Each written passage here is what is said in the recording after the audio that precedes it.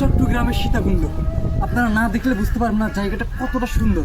এবং দেখেন ওই যে একটা মন্দির দেখা যাচ্ছে, এটা যে তাও সর্বনিম্ন 2000 ফুট উপরে।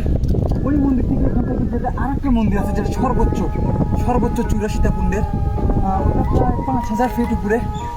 যারা মানে ওখানে ওঠাটা কতটা কষ্টসাধ্য আপনারা যারা না আসছেন তারা কখনো বুঝতে পারবেন না।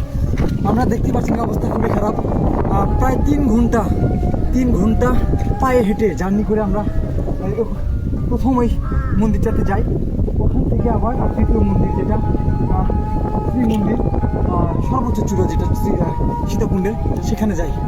প্রায় আমাদের 4 ঘন্টা সময় লাগছে এই পুরো সীতাকুণ্ডের সর্বোচ্চ চূড়াটা সফর করতে।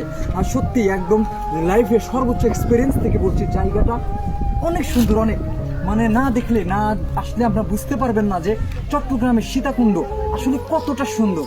মানে আদিবাসীরা কীভাবে এই পাহাড়ি পথ তৈরি করলো সেটা আসলেই আদৌ ভাববার বিষয়।